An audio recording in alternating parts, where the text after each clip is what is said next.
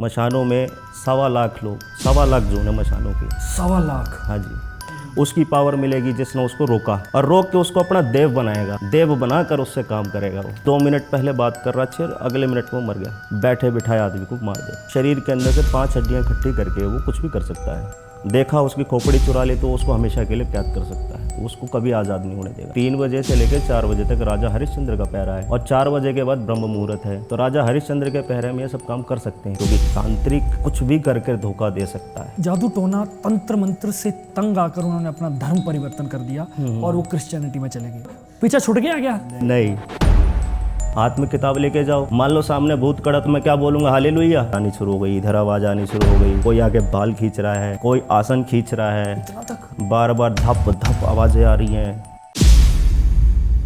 इंसान कोई साधना कंप्लीट कर लेता है, उसका रिजल्ट क्या मिलता है? क्या शक्तियां प्रदान होती है? बस वो साधना के अंदर जो हमें मिलता है वो एक, आप मुझे 40,000 रुपए दो, वो साधना की सारी शक्ति मैं आपको ट्रांसफर कर दूंगा। आपको सिर्फ पैसे देने हैं। कर तो ठीक देंगे, वो ठीक तो करेंगे, मना नहीं करेंगे। आप गए हो तो ठीक कर देंगे, और ठीक करने के बाद फिर 1.5 फुटिया के नीचे पागल लोग इसलिए है ना कि वो पैसे के अंदर काम करता है। आपको 10 करोड़ की ज़रूरत है, इमीडिएटली आप उसको करवा सकते हो 10 करोड़ का अरेंजमेंट। जो शक्तिपात करते हैं ना, यूं अंगूठा या अंगूठी रखी और आपके अंदर शक्ति भेज दी, अब आपके अंदर भी वो सिद्धियां आ गई, वो चीज़ आ गई। शक्तिपात को आप कैसे जस्टिफाई करेंगे कि क्या होता है? भाई ऐसा है नितेश भाई, ये बहुत गहरी बातें हैं अंदर की।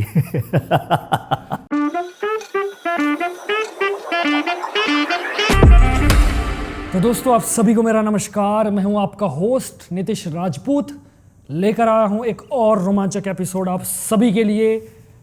आज की जो पॉडकास्ट है, मैं दावा करता हूं कि आपको बहुत सारे मिथ क्लियर होंगे साधनाओं के बारे में, शमशान के बारे में, माँ काली के बारे में। क्योंकि आज के जो हमारे गेस्ट है वो है विमल बालाजी, जो कि भैरव जी के साधक है, माँ काली के साधक है, और भी बहुत सारी साधनाएं उन्होंने कर रखी है। और इस पॉडकास्ट में आपको डार्क चीज़ों के बारे में, एंटिटीज़ के बारे में, और हमारे जैसे शमशानिक तंत्र के बारे में, किसी चीज़ को सिद्ध करने के बारे में बहुत डीप नॉलेज मिलने वाला है। और मैं चाहता हूँ इस पॉडकास्ट को आप अंत तक ज़रूर देखें। तो मैं स्वागत करता हूँ, पहले तो आपका स्वागत है हमारी पॉडकास्ट में।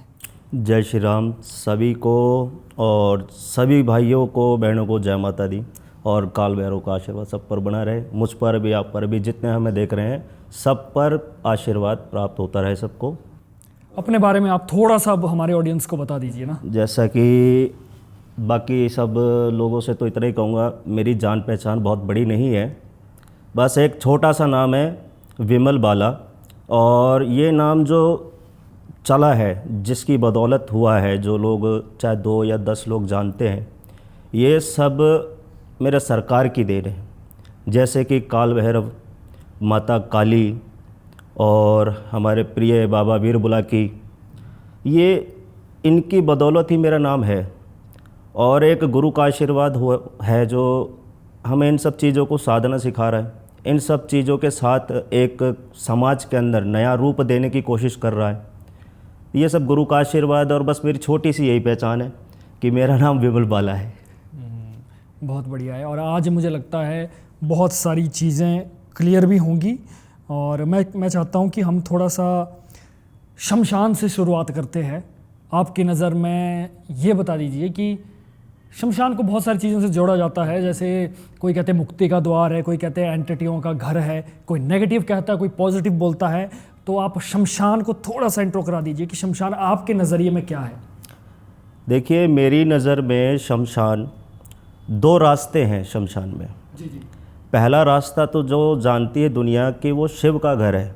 जी जी शिव का घर है, और उस जगह से इंसान को मोक्ष मिलता है। जो हमारा शरीर है ये अपवित्र है, इसमें पवित्रता की कोई भी जगह नहीं है। तो ये नश्वर शरीर वहाँ पर जाके नष्ट होता है। अब वहाँ से मुक्ति का द्वार हो गया पहला, और दूसरा द्वार जो होता है वो प्रेत के लिए, भूत के लिए, पिशाच के लिए, तांत्रिक के लिए, अघोरी के लिए, जो कि उस मोक्ष के द्वार पर जो चल रहा है उसको खींच कर वापस लाना, अच्छा, अपने बस में रखना। यहाँ से दूसरा रास्ता शुरू हो जाता है। और वो जो दूसरा रास्ता खोल दिया गया है, वहीं से आम जनता लोकल जितने भी लोग हैं जिनको नहीं भी पता किसी चीज़ के बारे में, कोई अपने रिश्तेदार की बॉडी को वहाँ पर दाग लगाने आया, उसे नहीं मालूम क्या होगा, बॉडी को उसने नष्ट तो करवा दिया, अग्नि दे दी है, उसके बाद क्या हो रहा है, उसके बाद उसे नहीं मालूम है इस बॉडी के साथ उसने क्या किया, जल गई, राख हो गई, मिट्टी कहाँ गई, अस्थियाँ कहाँ गई, अगले दिन फूल लेने आता उससे पहले काम कर गया कोई। तो वो जो चीज़ लेके गया, और लोकल हैं जिसको कुछ भी नॉलेज नहीं है, उनके साथ वो काम बैठा रहे हैं। मान लो किसी ने, कोई जवान मौत हुई है शमशान में, कोई 20 साल का, 18 साल का कुंवारा चला गया, या कुछ भी एक्सीडेंटल है या कोई भी उसको प्रॉब्लम है, या कुंवारा है, ज़्यादातर तो कुंवारी है, उसकी बॉडी को वहाँ पे नष्ट किया, शमशान में उसको विदा कर दिया। अब विदा करने के बाद किसी की नज़र तो उस पर है,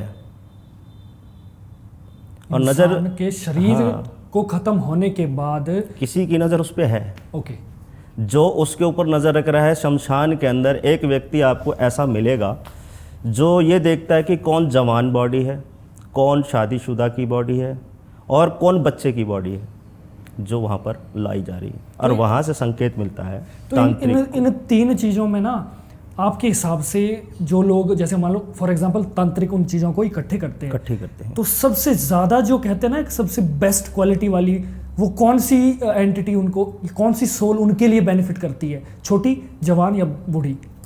देखो, इसमें 2 एंटिटी हैं जो ज़्यादा पावरफुल काम करती हैं। एक वो जो छोटा है, छोटा बच्चा, 10 साल, 9 साल, 8 साल, 5 साल, 12 साल, 13 साल तक का। ओके।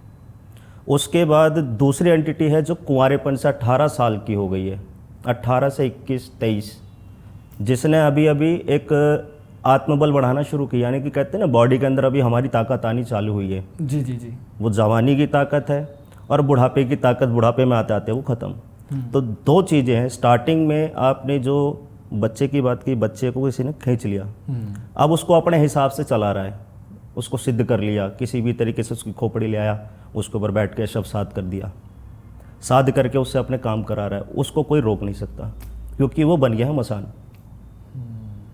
मशान कई तरह के हो गए, मशानों में 1.25 लाख लोग, 1.25 लाख जोन है मशानों की। 1.25 लाख? हाँ जी, जिसमें ज़रा से दूध पीते बच्चे, 1 दिन के बच्चे, 10 दिन के बच्चे, 100 दिन के बच्चे, सब मशानों की जोनी में जाते हैं। अब उसके बाद जो 13 साल से ऊपर का गया 21 साल में, वो या तो किसी के घर का पितृ बन गया, किसी ने उसको संभाल लिया, मोक्ष करा दिया तो गया, नहीं आता जल्दी से काबू में, और अगर किसी ने काबू में कर लिया तो उसके अंदर जो पावर है, एक उसके इष्ट की उसको मिल जाएगी, जिसका भी वो मान रखता है, जिस भी इष्ट को वो मानता है उसकी पावर मिलेगी, जिसने उसको रोका, और रोक के उसको अपना देव बनाएगा। ओके। देव बनाकर उससे काम करेगा वो।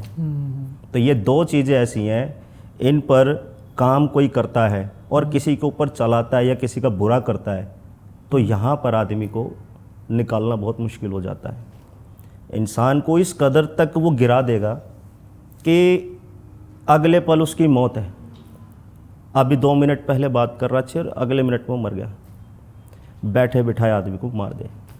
इतनी पावरफुल। इसमें आपका ये भी कहना हो सकता है कि जैसे हमारे अगर कोई, भगवान ना करे कभी ऐसा किसी के भी कोई रिलेटिव एक्सपायर हो, बट मौत तो एक कड़वी सच्चाई है, हो जाता है, तो क्या जब जैसे हमारे सनातन धर्म में हम जलाते हैं, मैक्सिमम छोटे बच्चों को दबाते हैं वो अलग है, लेकिन जलाया जाता है, तो क्या हमें जब हमारे कोई भी है उनको जलाया जाता है, क्या जलाने के बाद हमें एक्टिव रहना चाहिए, देखना चाहिए क्या उन्हें? बिल्कुल। और दबाने वाले बच्चों को भी देखना चाहिए? बिल्कुल। वो क्यों करना चाहिए, आप थोड़ा सा बता दीजिए। देखिए, सबसे पहली चीज़ है, पंडित जब अंतिम संस्कार हो जाता है तो पंडित कहता है कि तीसरे दिन आप आके फूल उठा लीजिए, और वो सुबह सुबह बुलाते हैं कि आप सुबह सुबह आके फूल ले जाइए, इतने बजे तक। आप फूल का क्या मतलब होता है? फूल का मतलब होता है अस्थियाँ। अस्थियाँ, ओके। तो अस्थियाँ आप उठा लीजिए, जो भी क्रिया करेगा उसकी बॉडी की जो राख है, एक कपाल की हड्डी, शरीर के अंदर से 5 हड्डियाँ इकट्ठी करके वो कुछ भी कर सकता है। पूरे शरीर की 5 हड्डियाँ मेन है जो वो तंत्र में इस्तेमाल करी जाती हैं। तभी जब कोई शव को जलाया जाता है तो उसके कपाल पे ठोकर मारी जाती है, इसका कपाल फोड़ दो। कपाल भाती जो करते हैं, लठ मार देते हैं, लठ मार देते हैं, हाँ। तो इसीलिए कर देते हैं ताकि खोपड़ी इसकी साबुत ना रह जाए। अगर खोपड़ी साबुत रह गई, खोपड़ी ऐसा जो जल्दी जलता नहीं है, बहुत मजबूत है। अब ये बच गई तो किसी की नज़र में पड़ा, किसी तांत्रिक ने, गोरी ने, उगड़ ने या बंगी ने, किसी ने देखा उसकी खोपड़ी चुरा ली तो उसको हमेशा के लिए कैद कर सकता है, उसको कभी आज़ाद नहीं होने देगा। आपका कहने का मतलब कि जैसे जिनके कोई एक्सपायर हुए हैं उनको आगे का जो मोक्ष या वो चलो आगे जो भी कहीं भी जाएंगे वो वहाँ का रास्ता ब्लॉक करके उनको इसी मृत्यु लोक में ही रखेंगे। मृत्यु लोक में ही रोक सकता है। इससे बुरी तो क्या बात हो सकती है। इंसान इस हमारे जो फिजिकली जो जगत है इससे तो बेचारा दर्दनाक मृत्यु हो गई या कुछ भी हो गया, उसके बाद आगे का रास्ता भी अगर उसका रुक जाए तो इससे तो बुरा कुछ हो ही नहीं सकता मेरे ख्याल से। इससे बुरा कुछ भी नहीं है, इसीलिए नज़र तो रखनी चाहिए। क्या चीज़ें ध्यान रखनी चाहिए, आप थोड़ा सा ऑडियंस को बता दीजिए। देखिए, ध्यान रखने वाली 2 चीज़ें हैं ज़्यादातर। एक, आप जब वहाँ पे पंडित से पर्ची लेते हैं कि किस समय हमें आना है, तो पहली जिम्मेदारी उस पंडित की है कि जिस जगह पे आपका घर, आपके परिवार का कोई गया है, उस जगह की देखभाल वो करे। अगर वो ऐसा नहीं करता है, कुछ हो जाता है, तो उसकी जिम्मेदारी पंडित की होनी चाहिए। दूसरी चीज़ ये देख लो कि उस शमशान में कोई अघोरी वास तो नहीं कर रहा या किसी तरह का कोई तांत्रिक वास तो नहीं कर रहा। अगर वास करता है तो उस शमशान को छोड़ो, किसी और शमशान में जाओ, क्योंकि ये 2 ही चीज़ों से आप ध्यान रख सकते हो। क्योंकि आपका जो जाना था वो तो चला गया, अब उसके पीछे आप हर 10 मिनट में चक्कर नहीं मार सकते ना। सबसे ज़रूरी यही है कि एक तो पंडित ईमानदार है अगर वहाँ का, तो कुछ नहीं हो सकता, और वहाँ पे कोई तांत्रिक विद्या करने वाला कोई ना हो।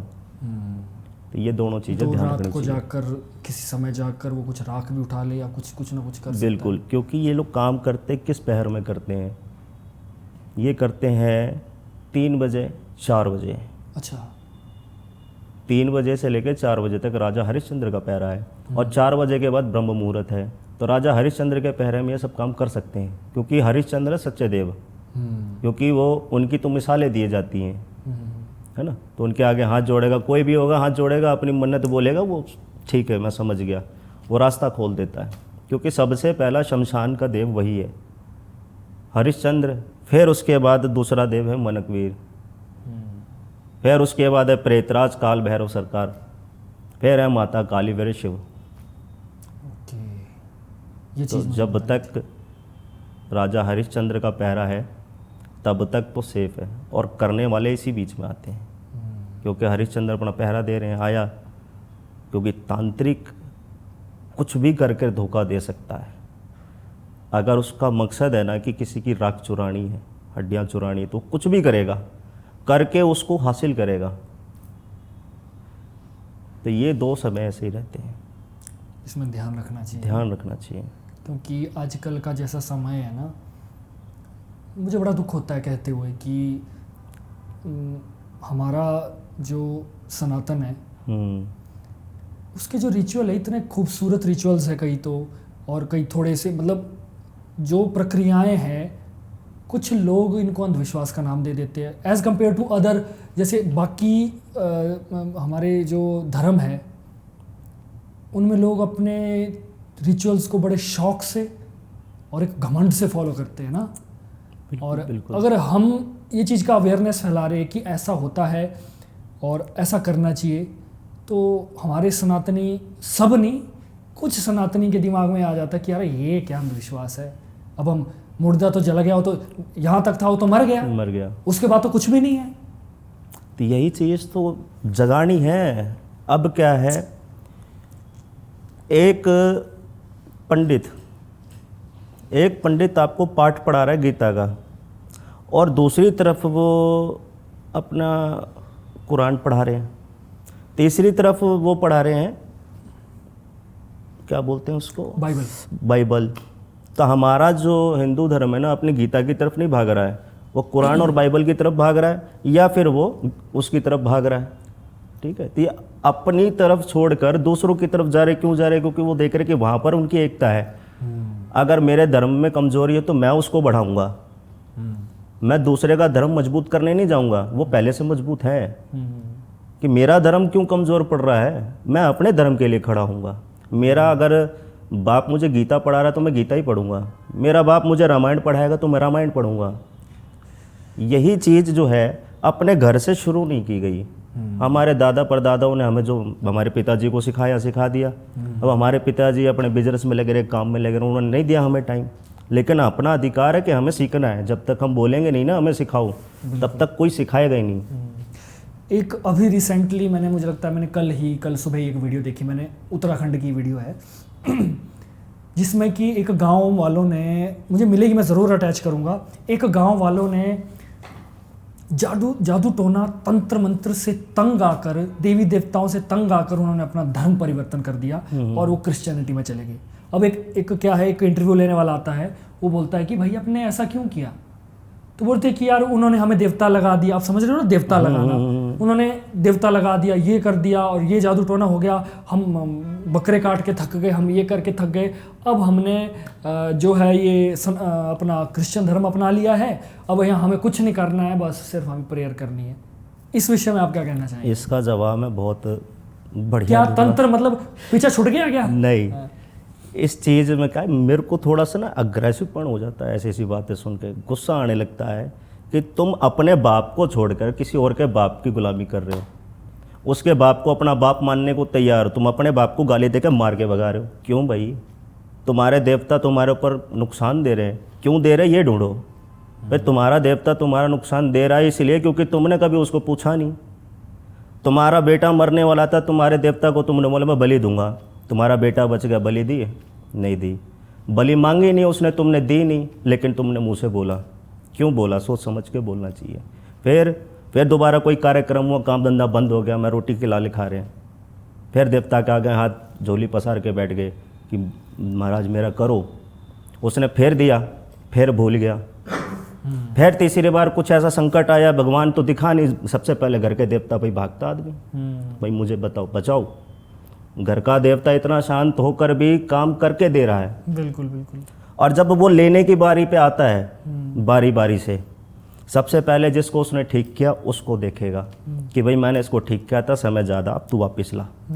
संकेत देगा ना, संकेत देना उनका अधिकार है। अब उस संकेत को वो बीमारी समझने लगे थे, उनकी भूल है। काम करवाते समय पे उनको ये नहीं दिखा कि मुझे अपने देवता की भी सेवा करनी है, मुझे उनके स्थान पर भी जाना चाहिए, मुझे उनके चरण भी दबाने चाहिए। अब जब तुम नहीं कर पा रहे हो तो करवाया क्यों है? बोलना नहीं चाहिए फिर इतनी बड़ी बात है। जब हुआ है तो चाहे कुछ भी करके देना पड़े, उसकी वजह से ही हो तुम। अब उनसे पीछा छुटाने के लिए तुम दूसरे के बाप अपना बाप बना लिया। क्या वहाँ पर हुआ उनको इलाज कुछ किया? जब तुम्हारा इस धर्म में अपने बाप से इलाज हुआ, तुम्हारे बाप ने ही बचाया है, तो उस धर्म में तो कोई नहीं बचा सकता। चाहे क्रिश्चियन बन जा, चाहे मुसलमान बन जाए, चाहे सिख बन जाए, कुछ भी बन जाए, धर्म उसका वही रहेगा जो वो पैदा होते हुए आया था। उसका पीछा नहीं छूटा, उसका पीछा मरते दम तक नहीं छूटेगा, क्योंकि मरने के बाद पिंडदान दिया जाता है। और बच्चे तो नहीं मान रहे ना, मैं ईसाई बन गया, अगर मेरा बाप बन गया तो छोटे छोटे बच्चे भी उनमें थे, सबको सिखाया था उन्होंने कि मैं बन गया, मेरी औलाद मान जाएगी? नहीं मानेगी। मेरी आज पगड़ी पहनकर तलवार लेकर फ़ोटो खींच के रखी हुई है, मेरे बच्चे देखेंगे कहेंगे पिताजी आपकी फ़ोटो है। मैंने हाँ पापा आप तो पगड़ी में अच्छे लगते हो। वो शेरों की शान है। अब उसमें क्या सिखाऊंगा? सफ़ेद कपड़ा टांग के जाओ, हाथ में किताब लेके जाओ, मान लो सामने भूत खड़ा तो मैं क्या बोलूँगा? Hallelujah hallelujah. इतनी देर में भूत गला खा जाएगा। जितनी देर में वो हालेलुया करेंगे ना, इतनी देर में वो आके तुम्हारे चढ़ जाएगा, तू हालेलुया करता रहा, मैं नहीं मानता तेरे धर्म को। उस धर्म में इनके घर के देवता ही जाके मारेंगे। जिसने इनको छोड़ा वो फिर भी याद दिलाएगा कि तू गलत रास्ते पे जा रहा है, इधर से हट जा, ये तेरा कुछ नहीं कर सकते। मैं बैठा हूँ, आज भी तू चरण धो ले, माफ़ी मांग ले, मैं माफ़ कर दूंगा। तो ये चीज़ें होती हैं, पीछा नहीं छूटता कभी भी। मरते दम तक नहीं छूटेगा। मर भी जाएगा तो गंगा जी में जाएगा, हालेलुया के टप में नहीं लिटाया जाएगा उसे। ठीक है, तो गंगा जी में ही अस्थियाँ उठ जानी है। बिल्कुल। और पिंडदान भी वहीं चढ़ेगा। आपने शमशान की साधना भी की है? हाँ, थोड़ी बहुत। तो बता दीजिए कि जैसे शमशान में साधना करने अगर आप गए कभी, तो क्या वहाँ का एक्सपीरियंस था? क्या आपके एनर्जी से कुछ ऐसा हुआ?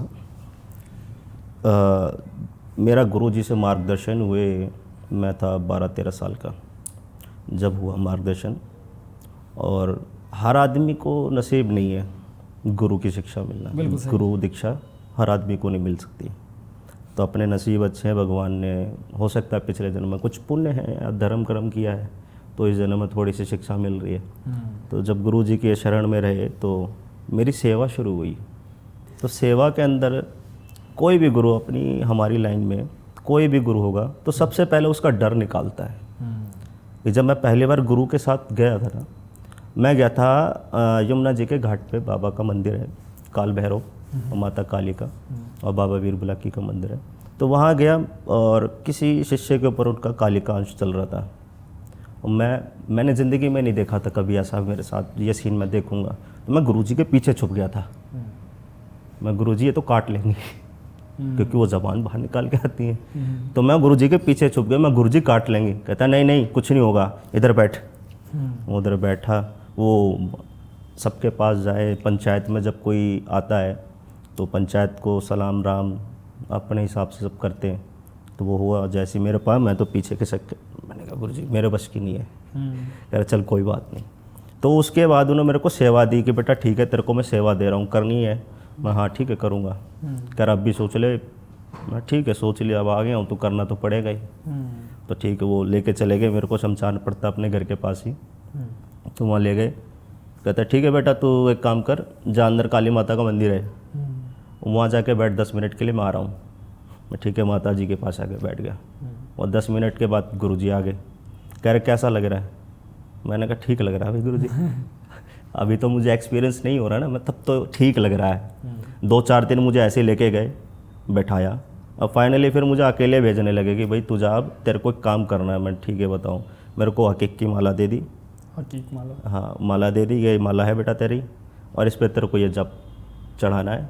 और अगरबत्ती दे दी और थोड़ा धूना जलाने के लिए वो क्या बोलते हैं हवन सामग्री वगैरह दे दी मुझे। क्या कहते हैं उसको? हवन सामग्री, लोबान, कपूर सब दे दिया। ठीक है चल मैं तेरा धूना चेतन करवा रहा हूँ। हमने ठीक है जी बैठा दिया। अब धूना चेतन करने के बाद गुरुजी 2-3 मिनट या 5 मिनट बैठे होंगे। मेरे को बोला आँख बंद करके तू बैठा रहे बेटा, और माला चलती रहनी चाहिए तेरी, माला चलती रहे, आँख खोल के देखना नहीं है। अब धीरे धीरे समय बढ़ गया, मैं माला चले जा रहा हूँ। बैठा बैठा बैठा बैठा, कभी ऐसा लगे कि कोई मेरे पीछे आके खड़ा हो गया, कभी ऐसा फील हो रहा है कि मेरे कान के पास आग जल रही है, ऐसा लग रहा है कि मेरे मुंह के सामने ही चिता जल रही है।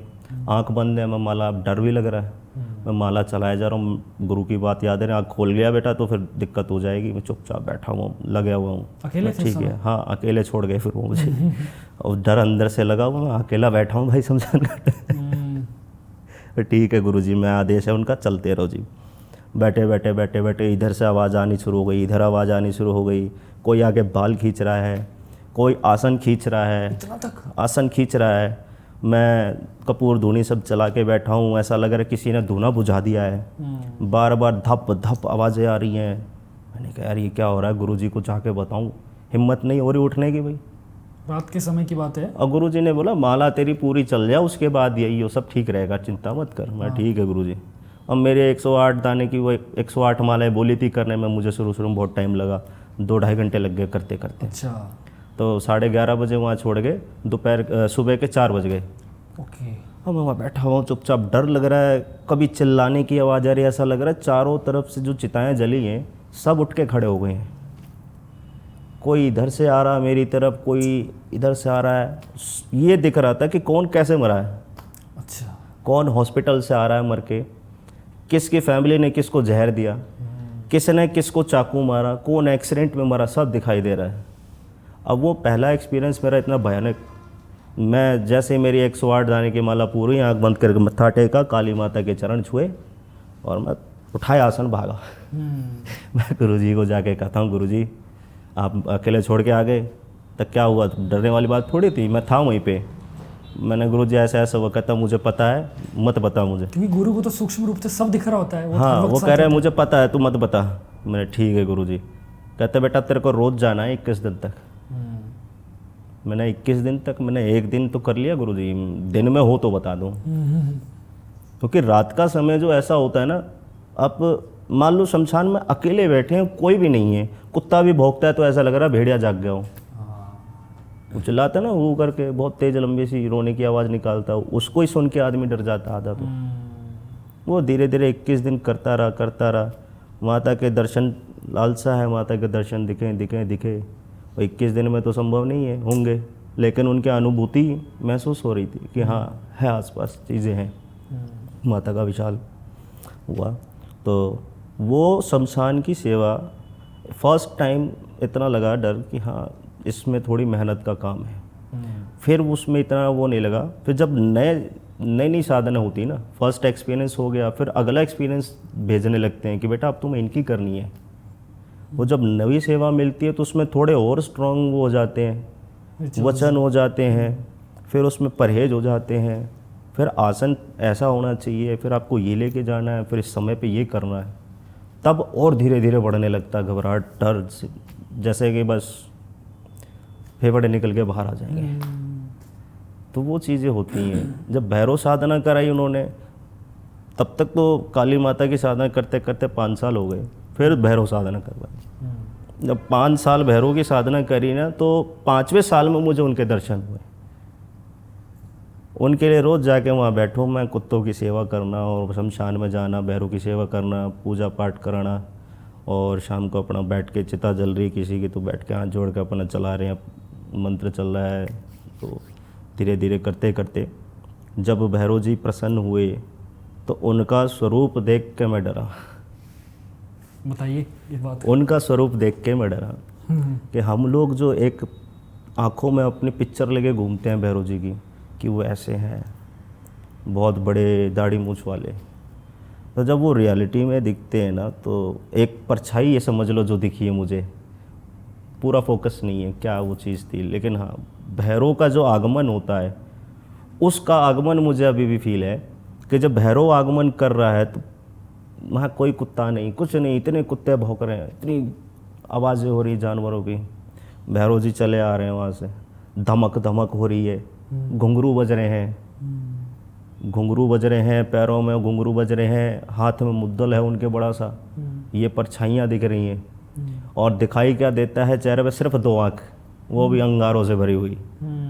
बस इतना ही स्वरूप उनका दिखता है। वो प्रसन्न होके आ रहे हैं, वो रूप उनका इतना विकराल है कि कोई देख के डर जाए, सोचे कि ये मुझे मारने आ रहे हैं। उनकी प्रसन्नता में ही काल छुपा हुआ है। आज जब वो काल बनकर आएंगे तब क्या होगा? वो प्रसन्न है तो हम सोच रहे तो काल देख लिया हमने। जो काशी विश्वनाथ है, जो काशी विश्वनाथ है वो महाकाल है। वो हमने सिर्फ एक परछाई देखी है, उसका अनुभव हम लगा ही नहीं सकते कि वो क्या चीज़ है। फिर उसके पीछे से योगिनियों का आगमन हो जाता है। भैरव जी आगे रहते हैं, फिर पीछे योगिनियाँ रहती हैं, और योगिनियों के पीछे माता अपनी कालका। अच्छा, तो ये आगमन जब भैरव का होगा तो योगिनियों का भी होगा और कालका जी का भी होगा। तो पहले काल भैरव जी का आगमन होता है, फिर उनके साथ ही 64 योगिनियाँ हैं, वो भी आगमन करती हैं, फिर पीछे चलती हैं अपनी माता काली। अच्छा, क्योंकि जब भैरव प्रसन्न होगा तो तीनों चीज़ें माता काली तक जाएंगी। माता काली अपने आप प्रसन्न हो जाती है। तो जब वो आ रही हैं तो आपकी साधना पूरी हो रही है समझो। जब तक उनका आगमन महसूस नहीं होता तब तक आपको शमशान में जाना ही जाना है, देखना ही पड़ेगा, करना ही पड़ेगा। जब ये आगमन हो गया तो आपके सारे मनोरथ हासिल हैं, फिर कोई चिंता नहीं, आगे बढ़ जाओ, फिर अगली साधना में जाओ। जब कोई इंसान कोई साधना कंप्लीट कर लेता है, जैसे फॉर एग्जांपल आपने काल भैरव की साधना की, तो उसका रिजल्ट क्या मिलता है? मतलब उसका कहते हैं ना फल स्वरूप क्या शक्तियाँ प्रदान होती है काल भैरव जी से या किसी भी एंटिटी से या किसी भी देवता से? अब किसी भी साधना को या किसी भी देव की हम सिद्धि कर रहे हैं तो साधना के स्वरूप में हमें जो फल मिलता है वो ये समझिए एक इशारा है, एक तरंग है। जैसे हवा चलेगी तो हमें लगेगी कि हाँ हमें हवा फील हो रही है। बस वो साधना के अंदर जो हमें मिलता है वो एक पावर का वो है, आना जाना हवा है। हमें लग रही है जैसे किसी ने किसी के बारे में कुछ जानकारी पूछी या किसी के ऊपर कुछ है तो वो ऑटोमेटिक अंदर फील होता है, एक भाव आता है मन में कि हाँ इसके ऊपर कुछ है, या वो सामने बैठा है तो उसको बुला के बिठा लेंगे कि बैठो आप इधर ही, आपका कुछ नेगेटिव है या कुछ भी है तो अंदर से भाव आता है और उसको वो बता देते हैं। और बताने के बाद जब उसका भाव परफेक्ट उसको समझ में आया कि मेरे साथ ये हो रहा है और मैं इस चीज़ से परेशान हूँ, तो उसके साथ काल भैरव सरकार अपने आप जैसे हिसाब करना चाहते कर लेते। 2 मुद्दल उसके ऊपर मारे वो ठीक है। तो ये उनका प्रसाद है अपने लिए। और इससे ज़्यादा बड़ी बातें हो जाती हैं, इससे ज़्यादा बखान करना ठीक नहीं है, कि जितना है उतना ही ठीक है। हवा का एक आदेश है, मन में एक आदेश आया, उसके लिए आदेश पहुंचाया, और जिसने आदेश दिया उसको आदेश मिला, उसने उसको हटाया। एक कृपा मिल जाती है, बस एक कृपा है। अब कई लोग हैं देखने के लिए कि भाव सबके मन में ही आता है, किसी के भी बारे में सबके दिल में भाव आएगा, क्या इसके ऊपर कुछ भी है, कैसा है। कईयों को कान से सुर आते हैं, हल्के से कान में भी आभास होता है। अच्छा, मतलब बोल कर भी? हाँ, बोल के आभास होते हैं। और कईयों को आंखों से दिख जाता है। अच्छा। हाँ, कुछ ऐसा है, किसी की शक्ल या उसकी बॉडी लैंग्वेज देख के पहचान जाता आदमी कि ऐसा कुछ है इसके साथ। हाँ। या उसके बात करने के तरीके से वो समझ जाता है कि इसके ऊपर कुछ तो गड़बड़ है, या नेगेटिव चीज़ों में फंसा है, या चीज लगी हो तो कर वो दिख रखा जाता है है कि साथ कोई चीज नेगेटिव चीज चल रही है, ऐसा मैंने सुना है। जब आदमी अपनी साधनाओं से पूरा हो जाता है ना, तो उसको दिखाई देने लगता है कि इसके कंधे पे भी बैठा है कोई, कोई इसके पैर पकड़ कर चल रहा है, किसी ने उसके बंधन लगा रखा है, शरीर बांध रखा। करना तो बहुत कुछ चाह रहा है, लेकिन वो कर नहीं पा रहा, बुद्धि बांध दी इस तरीके से। अब वो अच्छे काम करने जा रहा, बेचारा रुक गया, बनते बनते काम उसके बिगड़ रहे हैं। वो समझ ही नहीं पा रहा मैं कर तो अच्छा ही रहा हूँ, फिर मेरे को सक्सेस क्यों नहीं मिल रही है। मैं जाना अच्छी जगह जाता हूँ, मैं शराब के ठेके में क्यों जा रहा हूँ। अच्छे कामों में उसको बांध दिया। तो ये चीज़ें उस साधना के ज़रिए से, मालिक के आशीर्वाद से दिख जाता है कहीं ना कहीं क्या है। नहीं तो आम आदमी का शरीर है, ये जितना हासिल करना चाहेगा ना, जितनी भी मेहनत करेगा, जितनी कोशिश करता जाएगा उतना भंडार भर सकता है। ये जो बुद्धि है बहुत कुछ कर सकती है। एक मानव ही ऐसा है जो भगवान को बस में करके बैठा है, नहीं तो भगवान किसी के बस में नहीं आया है ना। जो शक्तिपात करते हैं ना, अब आम लोगों के लिए या शक्तिपात का मतलब ये होता है कि गुरुजी ने या किसी ने आपके माथे में यूं अंगूठा या अंगूठी रखी और आपके अंदर शक्ति भेज दी, अब आपके अंदर भी वो सिद्धियां आ गई, वो चीज़ आ गई। शक्तिपात को आप कैसे जस्टिफाई करेंगे कि क्या होता है? भाई ऐसा है नितेश भाई, ये बहुत गहरी बातें हैं अंदर की।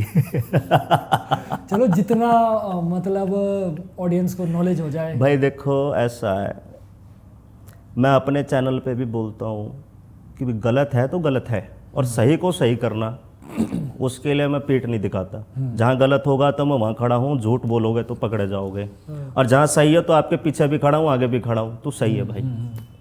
तो इस चीज़ में आजकल क्या है कि ये अब चल रहा ऑनलाइन का टाइम, 3000 में वाला शक्तिपात, चक्कर वाला, 5000 में ऐसा। हाँ, अब कहते हैं कि भाई 5000 में शक्ति ट्रांसफ़र कर दूंगा। अब मैं ये कहता हूँ कि भाई साहब, जब तक आप मेरे सामने नहीं बैठे या आपसे मैं मिला नहीं, मैंने आपका घर नहीं देखा, मैं आपको जानता नहीं, फ़ोन पे बात करी, नाम बताया, आपने पैसे भेजे, शक्ति ट्रांसफ़र हो गई, कैसे हो जाएगी।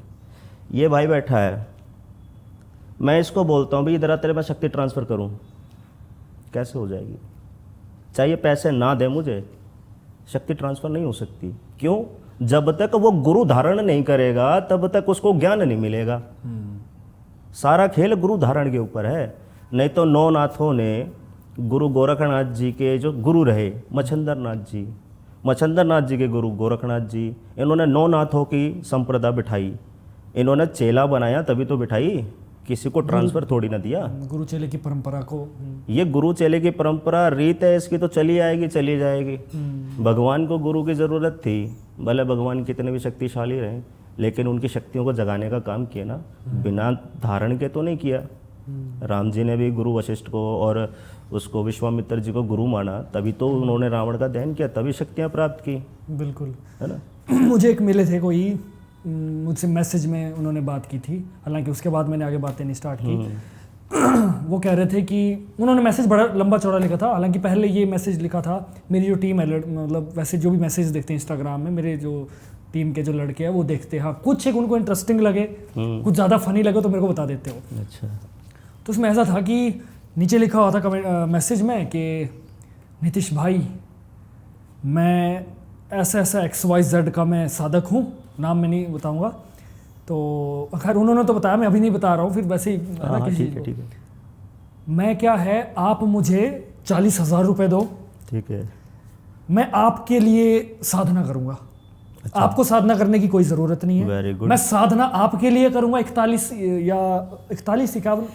समथिंग ऐसे की, और जब मेरी साधना कंप्लीट हो जाएगी वो साधना की सारी शक्ति मैं आपको ट्रांसफर कर दूंगा, आपको सिर्फ पैसे देने हैं और कुछ नहीं करना है। मैंने बोला उनको रिप्लाई मत करो, इस बारे में आपका क्या कहना है? अरे यार, क्योंकि मैंने सुना कि साधना एक मेहनत का काम है, बहुत मेहनत का, बहुत और मेहनत का काम उसके लिए है। बड़ी सारी चीज़ों की ज़रूरत पड़ती है ना। तो अब मुझे वो मेरे दिमाग में इसलिए रहा क्योंकि मुझे ऐसा लगता है कि और भी इस चक्कर में पड़े होंगे। क्या सही बात है। ऐसा हो जाता है कि मेरे बदले कोई और साधना करे और बाद में वो मुझे ट्रांसफ़र कर दे सारी शक्तियाँ? क्या ये पॉसिबल है? ऐसा कभी नहीं होता है। और वो जो गलती से मेरे चैनल पे ना आ जाएंगे जिन्होंने ये बोला चैनल मैं तो गालियाँ दे देता हूँ नीतीश भाई छूट के। और अगर मेरे ऑफिस भी कोई आ जाता है ना, वो बोलता है मेरे को ये काम कराना है जो मैं नहीं कर सकता, कोई कहता है कि खैर बाबा बुलाकी के काम ऐसे हैं और काल भैरव जी के ऐसे हैं जो तंत्र में कटते नहीं, ठीक है। और जो बढ़िया साधक होगा वो इनको मना के बैठा लेगा। अब क्या करते हैं लोग, कहते हैं गुरुजी वशीकरण करा दो। मैं कैसे, किस चीज़ के लिए करना चाह रहा है? काम के लिए, अपने घर परिवार की, क्या बात है? नहीं गुरुजी मैं प्यार करता हूँ किसी से। मैं बेटा चप्पल देख रहा हो, बहुत मारूंगा मैं, निकल यहाँ से, भगा देता हूँ मैं ऐसे को। तो ये तो पैसे आपसे ले रहा है, साधना खुद करेगा और फिर साधना करने के बाद 41 बंदा आपको ट्रांसफ़र कर देगा। सपने में जी रहा है, कौन सी दुनिया का आदमी है ये? ऐसा हो ही नहीं सकता, कहीं से कहीं नहीं हो सकता। ये तो सिर्फ एक वो आपको बस कहते हैं ना, सामने वाला मुझे लग रहा है पागल है और मैं उससे ज़्यादा बुद्धिमान हूँ, जैसे तैसे करके उससे पैसे खींचता रहूँ, देता रहूँ। चूरन खिलाने वाली बात है। ऐसा कभी नहीं हो सकता। आपने जो नॉलेज ले रखी है, आप मेरे को ट्रांसफ़र कर सकते हो क्या? आपने जो भी पढ़ाई लिखाई करी है आप मुझे दे दो, मैं आपको पैसे दे रहा हूँ, भेज दो मुझे शक्तिपात करके। ये तो सिर्फ एक मजाक हो गया, उसने मजाक किया या वो सीरियसली था वो मैं नहीं जानता, लेकिन जिस बंदे ने बोला, जिस तरीके से उसने लिखा था ना, उस बंदे को मैसेज दिखाया ना, भाई ये देखो क्या करना है इसका, मतलब करना क्या है, इसको रिप्लाई मत करो। जिसने वो बोला है उसमें बुद्धि नहीं है। वो मैं कहते हैं ना कि गेहूं का दाना उठता है जब तो कच्चा होता है, चिड़िया भी खा सकती है, कौवा भी, और जानवर भी बड़े प्यार से तोड़ के चला जाएगा। वो कच्चा दाना है, वो सोच रहा है कि मैं जल्दी से जल्दी नाम कमा लूँ, लोगों के बीच में फैल जाऊँ। तो उसको समझ यही लगता है कि सारी दुनिया पागल और मैं समझदार हूँ, जो कहूँगा सब मानते चले जाएंगे। ऐसा नहीं है। और चलिए ये मिथ भी लोगों को क्लियर होगी। इसके साथ एक और भी आजकल ऐसा भी हुआ है कि आप ऐसी XYZ जगह आप आ जाएं, 3 दिन की आपको साधना करनी होगी, सिर्फ 3 दिन की। रहना भी हमारे यहाँ पर होगा और बदले में आपको एक सिद्धि मिल जाएगी हमारी तरफ से। उसको जाएं और अपना दरबार शुरू कर दें। उसमें कुछ पैसे लगेंगे, 15, 20, 30, 50 हज़ार, ऐसा भी चला हुआ है। ऐसा है, इसके ऊपर भी मैं बता दूँ आपको। ये क्या है, अभी नए नए किसी ने 4 साल साधना कर ली, किसी 2 साल, किसी ने 5 साल। जिसकी नौकरी नहीं है वो साधना कर रहा है, जिसकी बीवी घर छोड़ के चलेगी वो साधना कर रहा है, जिसके माँ बाप ने घर से भगा दी वो साधना कर रहा है। आता है नहीं। जब गुरु बनाया होगा ना, और गुरु ने उसको दिया होगा गद्दी का पालन, तो वो चला सकता है, वो आगे दे नहीं सकता। मेरे गुरु से मुझे मिलेगा तो मैं उसको संभाल के रखूँगा, मैं बांटूँगा नहीं सब में। गुरु का दिया हुआ प्रसाद मेरे लिए है और मैंने मेहनत करी है उस प्रसाद को पाने के लिए, मैं किसी और को नहीं दूंगा। क्यों देगा, वो भी कुछ पैसों के लिए। हाँ, मैं मेरे सामने 10 लाख रुपए दे दो, मैं अपने गुरु का दिया हुआ 1 रुपया नहीं दूंगा, अगर उसने मुझे 1 रुपया दिया है तो। और ये तो 3 दिन की साधना बता रहे, 30 साल भी साधना कर लेंगे तब भी गद्दी नहीं मिलती। और उसमें मैंने कुछ रिव्यूज़ भी देखे, जैसे जो वहाँ पर गए हुए थे तो वो बता रहे थे कि हमने 3 दिन 4 दिन का शिविर लगाया और आज हमें ये विद्या है, और अब हम, चलो ऐसे विद्या का तो क्या बताऊं, पता ही लग जाएगा डायरेक्ट, ये विद्या है, अब हम अपना दरबार आसानी से चला रहे हैं। और ये क्या चक्कर है गुरुजी फिर वो इसका? क्या है कि भाई देखो, काम करते हैं बंदे हर तरह से, एक फ्रॉड ही तो चलाना है। जो आदमी जैनमनी साधना करके मेहनत करके अगर 10 लोगों को वो जानते हैं या 10 लोग उसको जानते हैं तो उसकी मेहनत है, वो रंग दिखा रही है, उसकी तपस्या उसको फल दे रही है। अब आप अपने आप को फेमस नहीं करने गए 10 लोगों में, आप खुद ही जाने जा रहे हो। अब वो दरबार लगा के 3 दिन की साधना करा के ओम नमः शिवाय करवा के वो दे दी भी गद्दी, जाओ ले जाओ। अब वो क्या करेंगे, उनको भी तो प्रचार करना पड़ेगा ना कि मैंने इनसे गद्दी ली थी, 3 दिन के बाद मैं अपना दरबार चला रहा हूँ। हमारे जैसा आदमी जाके बैठ जाओ उनके दरबार में, उनको दिखा दें दरबार क्या होता है, उनकी ही सारी शक्तियाँ उठा के चल देंगे, चल भाई तेरी 3 दिन की सिद्धि। नहीं होता है। ऐसे में क्या होता है, लोगों को सिर्फ धोखा दे रही है। साथ में ऐसा भी हो सकता है ना कि कुछ दिन के, हाँ वो रिन्यू भी करनी पड़ती है वाला जी। 1-1 साल बाद। अच्छा ऐसा भी हो सकता है, पॉसिबल है, मान लो कोई एक काम कर रहा है, हाँ। तो साथ में उसने इंसान के साइकोलॉजी को बढ़ाने के लिए कोई प्रेत साथ में लगा दिया कुछ दिन के लिए, ऐसा लगे कि कुछ है मेरे साथ। क्या पॉसिबल है क्या ऐसा? अरे यार उसको लगे कि मेरी सिद्धि हो गई है, मेरे साथ सिद्धि चली है, लेकिन उसने कुछ भी प्रेत या कुछ भी ऐसी XYZ एंट्री छोड़ दी, 1-2 दिन उसके साथ रही, उसको लग रहा कि कुछ है और उसको विश्वास हो गया उस पर। क्या ऐसा हो सकता है? ऐसा है भी कहता है कि कोई आदमी परेशान है, किसी का काम नहीं चल रहा, बहुत बुरी हालत में, इतना दुखी हो गया, कहता है मैं तो जहर खा के मर जाऊंगा। अब कहीं से किसी ने उसको देख लिया, किसी गुरु ने पकड़ लिया। अब उसको देखो क्या है, इंसान अच्छा है बुरा होगा, दोनों तरह का लोग मिल सकता है उस समय पे। मरने जा रहे हो तो तुम्हारे को थोड़ा अच्छा करने के लिए वो मेहनत कर दे, अपनी शक्ति का हाथ रख देगा तुम्हारे सिर पे कि ठीक है बेटा तू चिंता मत कर, ये मेरी माँ काली का आशीर्वाद है, तेरे साथ है, और जा तो अपना काम धाम कर, तू बढ़िया हो जाएगा। अब बढ़िया हो जाएगा तो मेरे पास आ जा, अपना जो देना है दे जा। अब कुछ लोग ऐसे मिलेंगे उसमें, कर तो ठीक देंगे, वो ठीक तो करेंगे, मना नहीं करेंगे, आप गए हो तो ठीक कर देंगे, और ठीक करने के बाद फिर जब आप बढ़िया हो जाओगे फिर होगी डिमांड। पहली डिमांड आपने पूरी करी, जी ऐसा कर देना, माता जी के लिए सोने का छत्र चढ़ेगा, और नहीं चढ़ाओगे तो माता मार देगी, भाई उसी ने बचाया है, ठीक है, मजबूरी जैसे तैसे करके लाया। फिर उसके बाद दूसरी डिमांड, भाई तुमने माता जी का चढ़ा दिया, उनके सेवक का भी तो दो।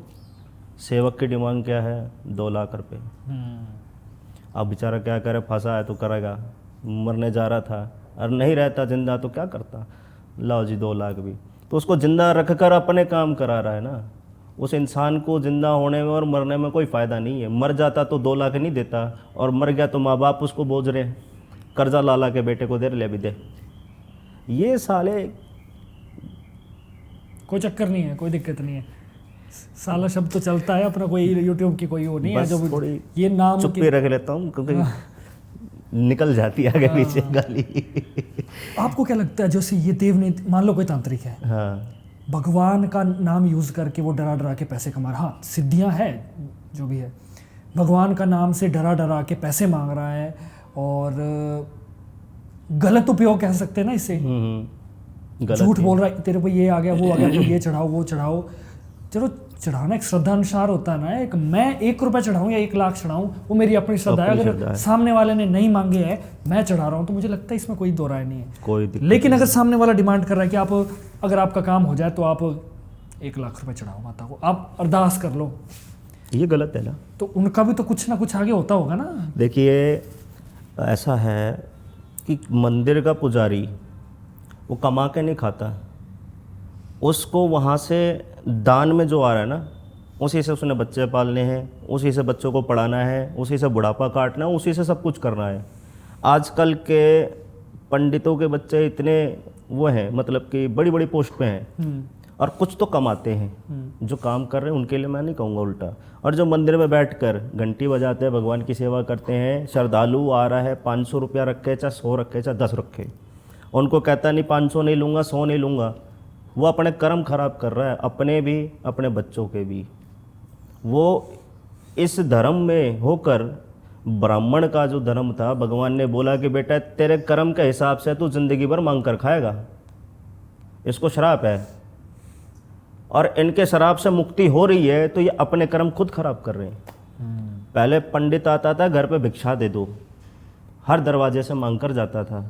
अब पंडित मंदिर में बैठकर पूजा कराता है, अब उसको मांगने की ज़रूरत नहीं है, भगवान बैठा है, उसके नाम से उसको खिलाया जा रहा है, जो भी आता पंडित जी रखो कोई बात नहीं। लेकिन उसको उसमें लालच आ रहा है, बढ़ रहा है ना धीरे धीरे, कि मैं नहीं मांगता तो मुझे 10,000 मिल रहे हैं, अब मैं डिमांड करूँगा, थोड़े अंड पंड करूँगा और लाख रुपए लूँगा।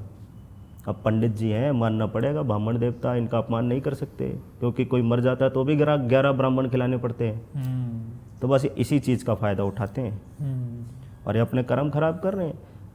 कलयुग में तो जा ही रहे हैं और ऊपर जाके पता नहीं क्या हो। बिल्कुल बिल्कुल सही। अच्छा, आपने इससे पहले बात की थी, शायद मैं नाम अच्छे से ना ले पाऊँ, 52 बुलाकी वीर जी या देवता जी हैं? बुलाकी वीर, बुलाकी वीर है। बुलाकी इनके बारे में आप बताएं, आपने इनकी साधना भी की है। हाँ। और आप बता रहे थे कि बड़े तीव्र गति से काम करते हैं, तो एक बार नाम आप फिर से प्रोनाउंस कर दें। देखो, ये जो है बाबा वीर बुलाकी है। सॉरी, बाबा वीर बुलाकी जी। बुलाकी। ओके। अब ये वीर भी है और ये मसान भी है, अच्छा क्योंकि छोटा है, बच्चा है तो मसान कहलाएगा। अच्छा, शिशु रूप में। हाँ, ये मसान है। अब इसकी स्टोरी तो बहुत लंबी है, शुरू से मैं सुनाऊं तो कैसे हुआ और क्या हुआ, किसका कैसे बेटा था, नहीं था, क्या था, वो सब चीज़ें सुनाते हैं तो टाइम लगेगा बहुत। तो शॉर्टकट में इसको हाँ, जैसा भी आपको सही लगे। तो जो बाबा वीर बुलाकी है, ये जहारवीर जी के बेटे हैं। जहरवीर, जहारवीर जी एक हमारे हिमाचल में कुल्लू में भी जहरवीर नाम से है, शायद वो तो जंगल के राजा है शायद उनमें से। जहारवीर जो है ये हैं गोगामेड़ी के, राजस्थान के। अच्छा अच्छा, ओके। और ये गुरु गोरखनाथ जी के शिष्य हैं। गुरु गोरखनाथ जी के शिष्य हैं। तो जहारवीर जी के ऊपर 7.5 चढ़नी थी शनिदेव की, क्योंकि इन्होंने अपने दोनों भाइयों का कत्ल किया। कत्ल क्यों किया? क्योंकि उन्होंने मुगलों का साथ दिया था। मुगलों का साथ दिया, बहन बेटियों को उठवाने में उनकी मदद की, राजवंशी होकर भी। तो इसी वजह से इन्होंने उन दोनों भाइयों को मार दिया। अब शनिदेव न्याय का देव होने के कारण ही उस पर बोला, आगमन करने से पहले गोरखनाथ जी को बोला कि गोरखनाथ जी, मैं आपके चेले के ऊपर आऊँगा 7.5 साल के लिए, आपने सावधान कर दो चेले को। कहने लगा ठीक है, जब तक मैं हूँ तब तक तो मान ही सकते, क्योंकि गोरखनाथ जी शिव जी के रूप हैं, शिव रुद्र है ना, जी जी जी। रुद्र अवतारी है। तो वो बोलकर चले गए कि उनको आना है तो आना है, उनको नहीं रोक सकता, कोई नियतें नहीं रोक सकती। वो शिव जी के ऊपर भी गए थे, हनुमान जी के ऊपर भी गए, सब पर गए। तो गोरखनाथ जी ने जहारवीर को बोला कि भी ऐसा है, तुम यहाँ से अपना राजपाट जो है, राजमहल अपनी पत्नी के हवाले छोड़ दो, अपनी माता को बोल दो कि मैं तपस्या करने जा रहा हूँ, कि मैंने जो पाप किया उसका मैं पश्चाताप करने के लिए मैं एकांत में जा रहा हूँ, मैं आऊँगा नहीं कुछ दिनों तक। और कहते हैं जब तक मेरा आदेश ना हो वापस नहीं आना। तो जब वो चले गए, राजपाट सब कुछ हो गया, पूरे राज्य में घोषणा कर दी कि भी जहारवीर जी कुछ समय के लिए जा रहे हैं और ऐसे ऐसे माता जी राज चलाएंगी ना। ठीक है जी। अब शनिदेव को आना है, समय नहीं मिल रहा, कहाँ से जाऊँ, क्योंकि गुरु गोरखनाथ जी उनको गुम कर दिया, छुपा दिया। गोरखनाथ जी ने उनको छुपा दिया और बोला है कि भाई तो आसमान के नीचे नहीं आना, ना दिन में ना रात में, निकलना नहीं है। अब जहारवीर जी की पत्नी थी सीरियल रानी, तो उससे मिलने जाते रहे बीच बीच में छुप कर, बिना गुरु की आज्ञा के। तो वो रात के अंधेरे में जाएं तो अपने ऊपर कंबल ओढ़ के जाएं, अच्छा, ताकि परछावा ना पड़े उनके ऊपर। जाते थे, मिलते थे, उनका प्रसंग हुआ तो उसमें ये बाबा का अंश आ गया। तो जो गुरु गोरखनाथ जी के क्या शनिदेव जी ने जो बोला था कि मुझे तो रास्ता चाहिए और मैं बैठा हूँ मेड़ पे, तेरे द्वार पे बैठा हूँ, बैठे बैठे देखते रहे कि कब मौका मिले, कब मौका मिले। जब वो आए, समागम हुआ, तो रास्ता मिल गया कि मैं इनकी कोख में धारण हो जाता हूँ जाके। उनकी कोख पर नज़र पड़ी, कोख में नज़र पड़ी तो वहाँ से बाबा वीर बुलाकी का भ्रूण बन गया, तैयार हो गया ये। अब सबको धीरे धीरे जब ये बढ़ गई बात कि क्या हुआ, कैसे ये सब चीज़ें हो रही हैं, इनका गर्भावस्था कैसे हो गई, क्योंकि जहारवीर है नहीं। जहारवीर जी होते तो कहते कि भी रानी जी पेट से है, तो सबको अच्छा भी लगता। राजपाट में किसी को पता चलेगा तो थू थू करेंगे, मजाक उड़ाएंगे कि रानी को बदचलन कहेंगे। तो इसका समाधान निकालने के लिए गुरु गोरखनाथ जी के पास गए, तो उन्होंने सबसे पहले एक वीर को निकाला। जब वीर प्रकट किया, उसको बोला कि वीर जाके ये सीरियल का गर्भ धारण जो है इसको निकालो, गर्भ गिरा दो। वो गिरा नहीं पाया। शनिदेव की पावर काफ़ी है ना, तो एक छोटे से वीर की औकात नहीं है कि उसको छू सके। जब वो वहाँ से नहीं निकल पाया तो फिर माता को बुलाया गोरखनाथ जी ने, जिनको उधर की साइड में माता मदानन कहते हैं। माता मदानन को बुलाया तो उनको भेजा गया कि माता एक काम करो, तुम ये गर्भ निकालो और मेरे शिष्य की इज्जत का सवाल है, पूरा राज्य थूकेगा उस पर। तो माता ने उसका गर्भ जो था वो निकाला और गर्भ निकाल के बोला कि इसको कजरी वन से दूर ले जाना, दूर छोड़ाना, यहाँ आसपास नहीं छोड़ना। और माता ने निकाला और लेके चलती जा रही है।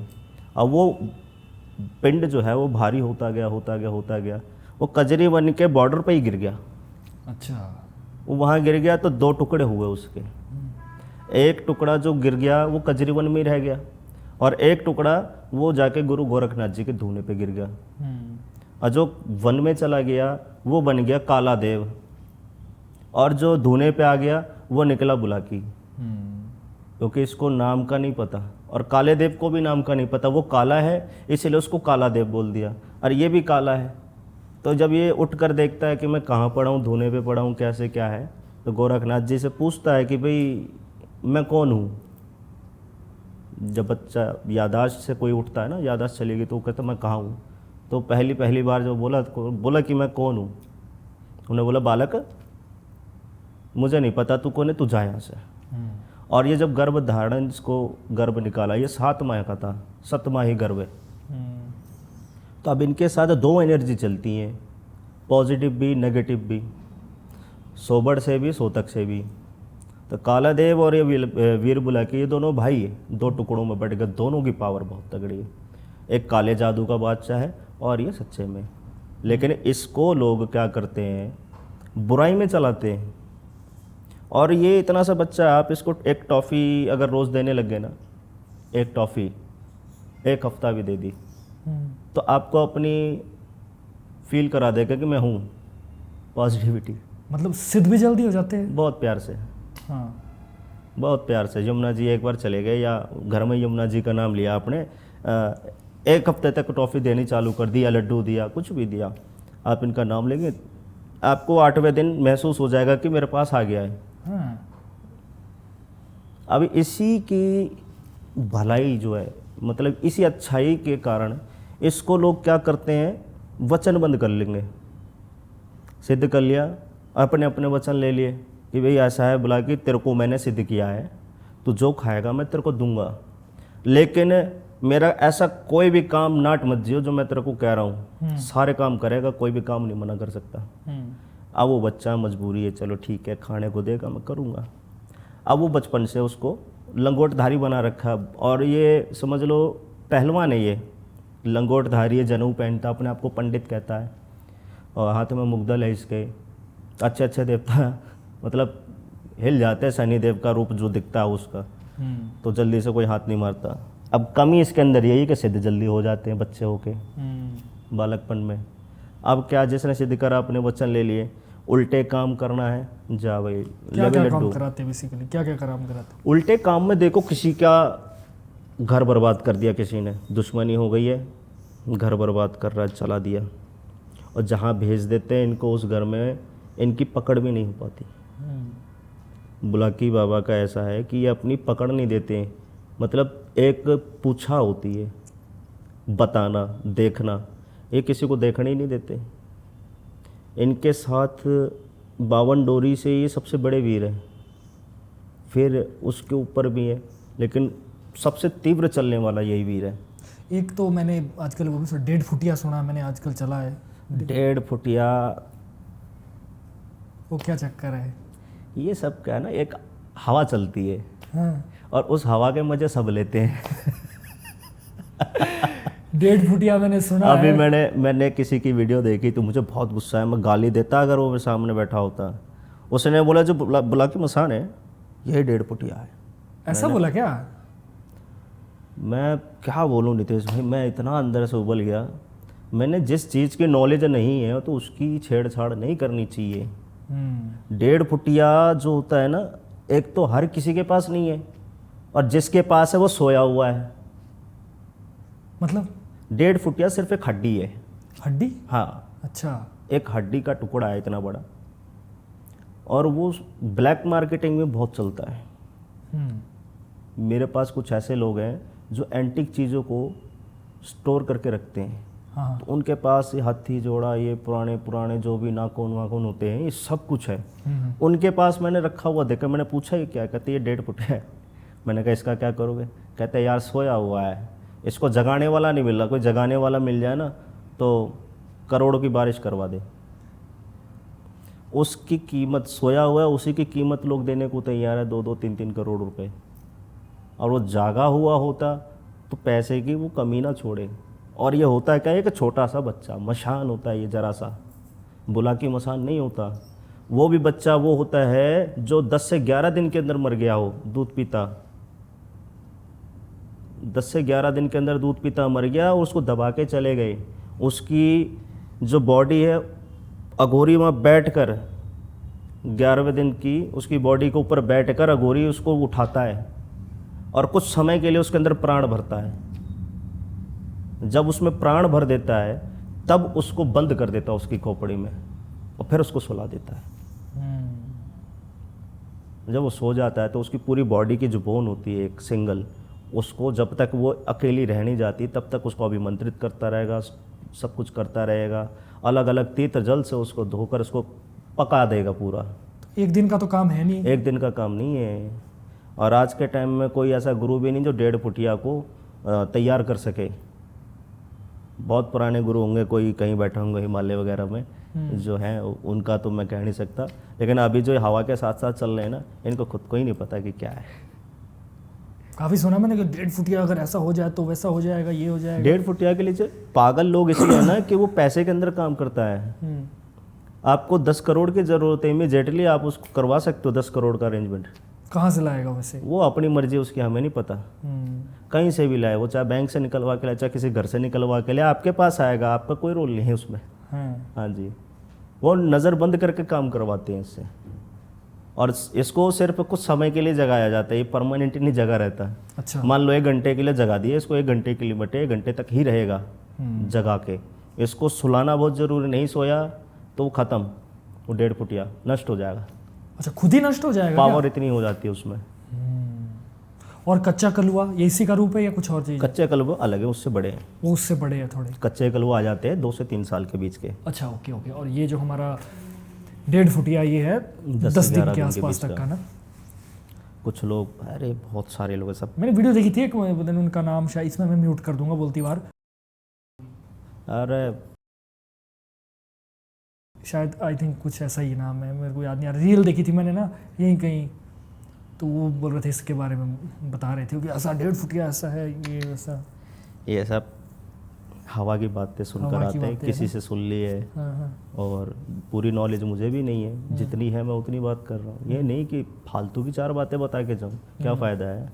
सामने जो सुन रहा है उसको सब पता है। अच्छे काम तो बहुत ही कम करते हैं इनसे लोग, बुरे काम जो करवाता है उसका नतीजा मैं बताता हूँ कि क्या करता है ये गुरु मार देवता है। गुरु मार देवता मतलब गुरु को मार देता है। अच्छा। इसने अपने पहले गुरु को मार के अपने साथ कर लिया। पहला गुरु था इसका हरिया। वाल्मीकि समाज में इसको ज़्यादा मान्यता दी गई है और वाल्मीकि समाज में सबसे ज़्यादा डरते हैं। क्या बात है? हाँ, कहते कि हमारा देवता है और हाथ भी जोड़ते कि हमारा देवता नहीं है। हाँ? वो यूँ, क्योंकि आदमी काम कराकर भूल जाता है और भूल जाने के बाद ये छोड़ता नहीं कि भाई मेरा चाहिए, मुझे दो। अब पुराना जिसका चल रहा है, दादा परदादा से जो चला रहे हैं, उनके वचन कैसे रहे नहीं रहे पता नहीं हमें, और आने वाली पीढ़ी को भी नहीं पता। कहते ये है कि बाबा जो है सही टाइम पर शादी जब होती ना लड़की की, उस समय पे बाबा को अगर नहीं उतारा जाए तो बाबा साथ चला जाता है। अच्छा। तो इसका कारण एक यही है कि जानबूझकर लोग उतारते नहीं हैं, जानबूझकर नहीं उतारते हैं।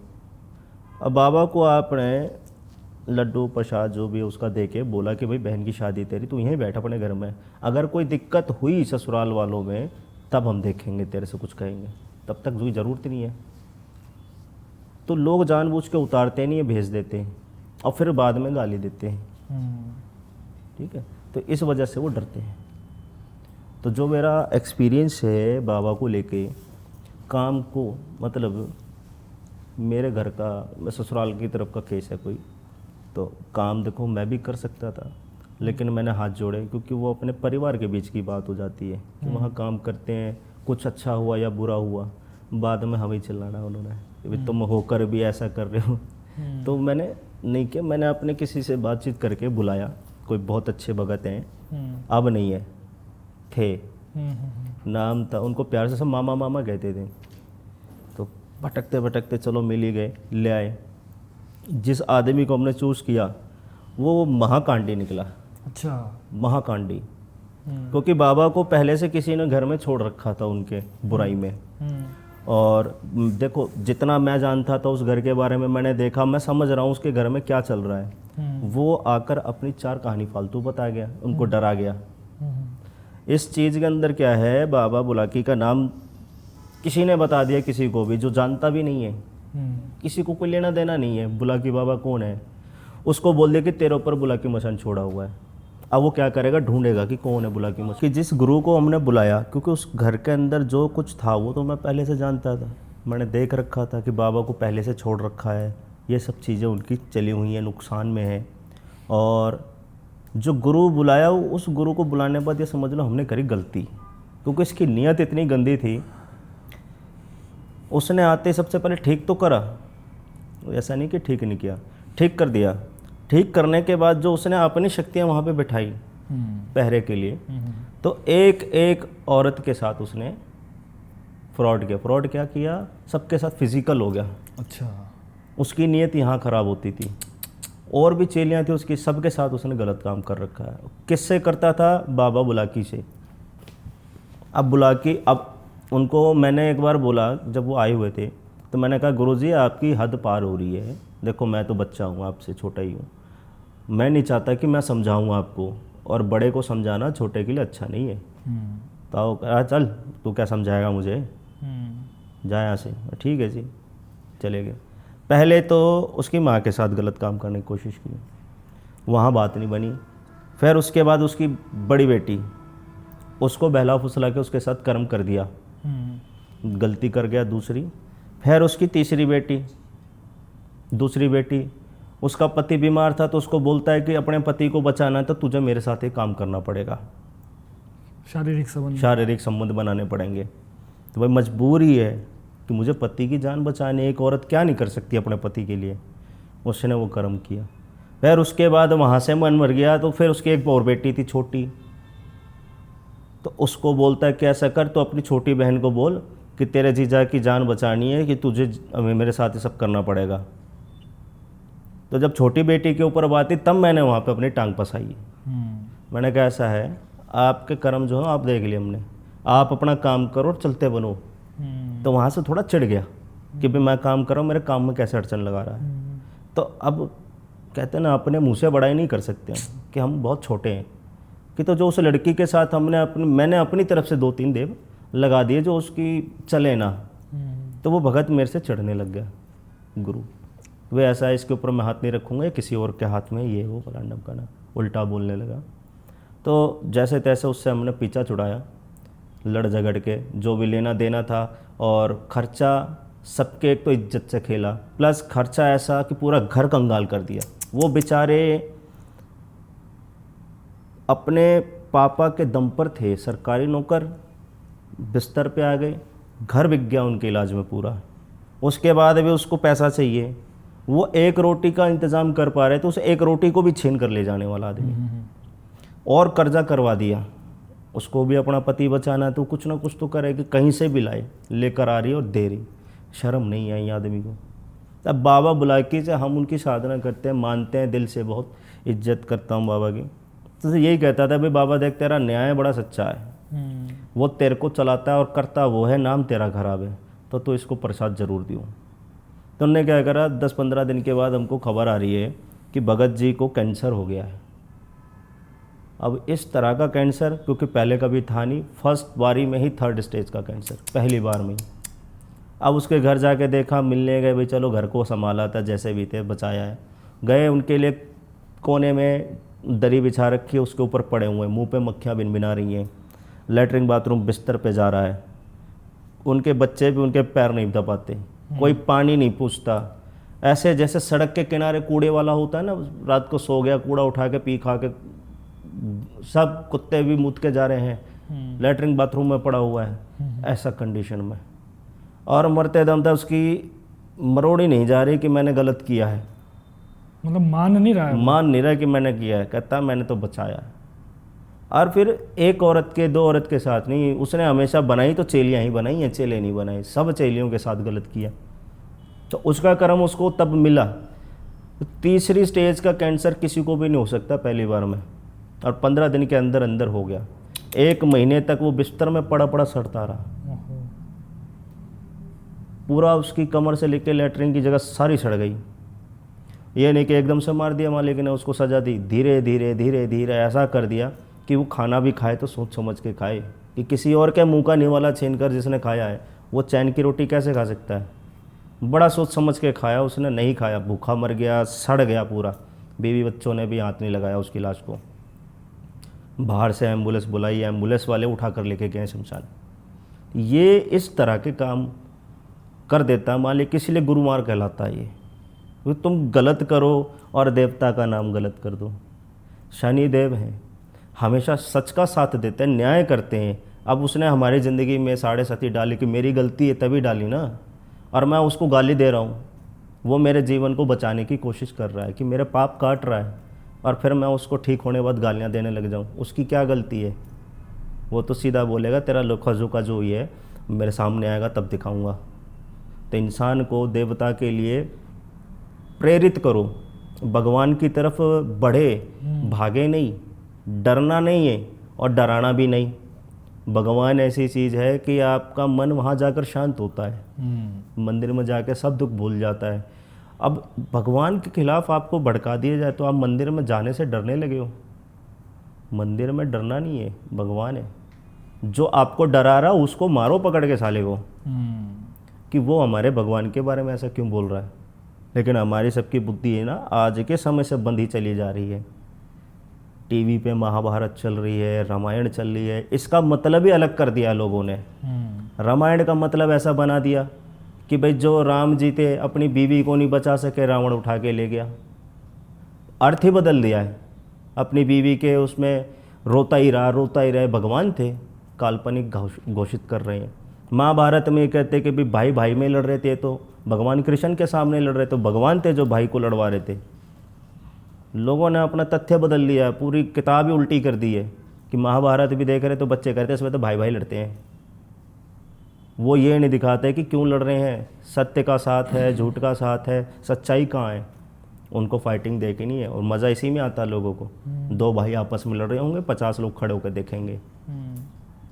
तो हमें आगे के लिए किसी भी देवता को पहली चीज़ ना तो गलत कहे, ना उसके बारे में उल्टा बोले, और अगर आपके पास कुछ शक्ति है तो हाथ जोड़ के उससे अच्छे ही काम करें हमेशा।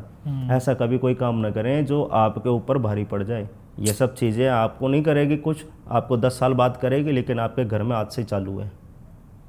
आज से शुरू कर देगा सर्कल, धीरे धीरे आपको पता ही नहीं लगना कि कब खाली हो गए, खोखले हो गए सब। कहीं ना कहीं मतलब इसका जो है बहुत जो भगवान के नाम पर करते उनका कहीं ना कहीं उनको बहुत उनका बुरा फल। अंत है, बहुत बुरा अंत है। मैंने कुछ लोग ऐसे देखे हैं ना, मतलब इतना गलत करते हैं आंखों के सामने कि पता लगता है कि यार ये इंसान इतना गलत है। हमेशा गलत ही करना, गलत सोचना, कभी सीधी जुबान से बात नहीं करना। और हम ये देखते हैं कि यार वो तो खुश है, उसके पास तो हर चीज़, किसी चीज़ की कमी नहीं है, पैसा है, सब कुछ है। पर कभी कभी हमारे दिमाग में ये सोच आती है कि यार ये इंसान इतना गलत होने के बावजूद भी इतना सफल कैसे दिख रहा है, सुकून से रह रहा है। सुकून से रह रहा है। तो ये क्या ये होता है? सिर्फ 4 दिन की चांदनी है। जब कोई शक्ति आगमन पे होती है, सिद्ध किया है और मेहनत करी है, वो फल तो देगी। आप उस फल को कैसे खाना चाहते हो, धीरे धीरे या फिर बहुत देर तक, या ज़्यादा जल्दी जल्दी, ये फल सिर्फ एक बार मिलेगा। आपके सामने मिल गया, आप इतनी तेज़ भूख लगी हुई है आपको कि यार मेरे सामने आ गया, मैं इसको अभी काटूँ और खा लूँ, ख़त्म।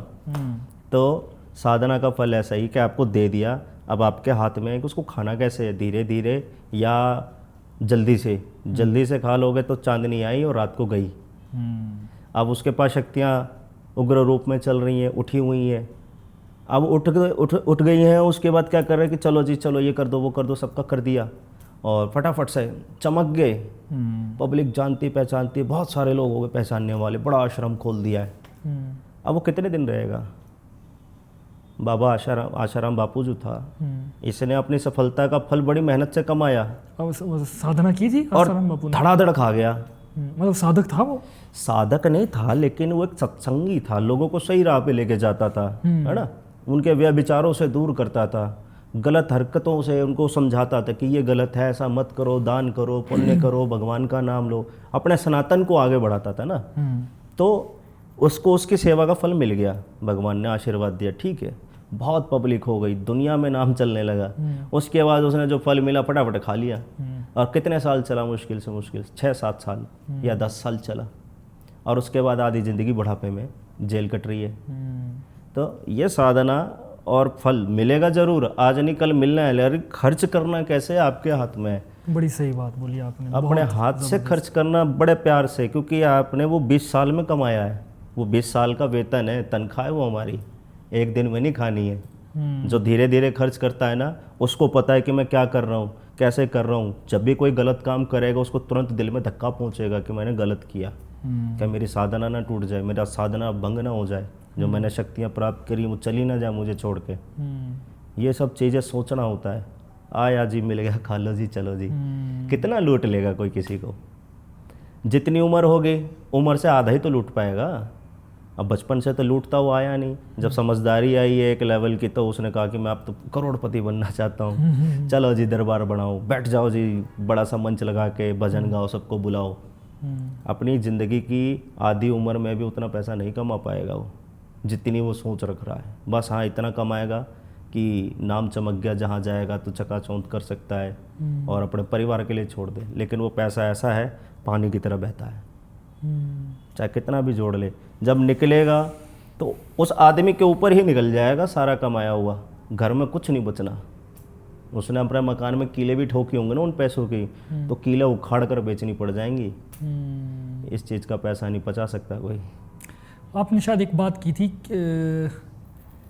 प्री पॉडकास्ट हुई थी शायद ये बात, कि कोई ऐसा तंत्र भी होता है जिसमें कील ठोक कर हाँ कुछ किया जाता है। शायद हमने इस बारे में बात नहीं की ना इसमें? नहीं, ये तो उधर हो रही थी दूसरे पॉडकास्ट में। अच्छा हाँ, तो ऐसा होता है, ऐसा है क्या तंत्र? देखो ये तंत्र नहीं होता है, इसमें हर आदमी की सोच अलग अलग है। अब आदमी जिस चीज़ के ऊपर विश्वास करता है, अब मान लीजिए मंदिर में से उसको मिट्टी उठा के दे दी, उसके लिए तो वो प्रसाद है। उसको बोला कि जब तुझे दिक्कत हो लगा ले, टीका कर ले, उसमें उसका विश्वास है तो वो ठीक है। राह चलते हैं मैंने झाड़ू की तीली उठाई और तोड़ के इकट्ठी कर ली, मैंने कहा ले बेटा जा, तेरे साथ आज से माता का आशीर्वाद है, जब दिक्कत लगे पानी भिगो के पी लेना। उसको विश्वास है तो वो ठीक हो रहा है। अब कील जो होती है उसका क्या करते, कीलन है, घर कीलन। जैसे किसी के घर पे बार बार कोई तंत्र कर रहा है या बाहर से कोई चीज़ बार बार अटैक कर रही है, हमारे पीछे कोई पड़ा हुआ है, तो उसमें करते हम पहले तो पूरे घर से उतारा कि जितनी भी चीज़ें हैं इन सबको उतार कर एक खप्पर में भर के माता काली के हवाले कर दिया घाट पे।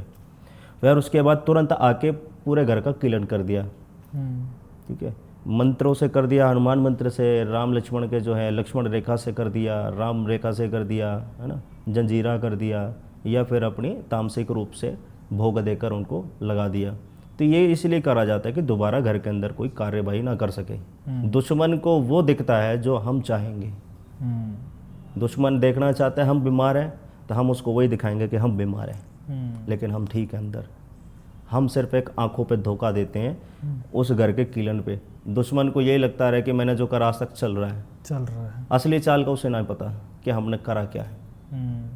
तो ये इसलिए करते हैं कीलन, ये होता है और इस्लामिक में भी होता है और हर एक धर्म में है, अलग अलग तरीके से करते हैं सब। मुझे लगता है चीज़ें काफ़ी क्लियर हुई होगी ऑडियंस के लिए भी आज। हाँ बिल्कुल बिल्कुल, आज तो बहुत सारी बातें हो गई हैं। और अभी भी मुझे लग रहा है कि बहुत सारी बातें बच गई है जो कि हम अगले एपिसोड के लिए रखेंगे। हाँ बिल्कुल, अगले एपिसोड के लिए कमेंट जनता कमेंट करेगी कुछ क्वेश्चन, तो उन पर भी हम काम करेंगे और हाँ बिल्कुल अगली बार उन क्वेश्चंस को हम आप जनता के सामने लेकर आएंगे। और मैं एक बात ये बताना चाहता हूँ कि हमारे जो भाई है इनका अपना यूट्यूब चैनल भी है, भक्ति की शक्ति के नाम से। भक्ति की शक्ति ऑफिशियल भक्ति की शक्ति ऑफिशियल नाम से यूट्यूब चैनल भी है, जो कि हमारे वीडियो के डिस्क्रिप्शन में उसका लिंक भी मिल जाएगा।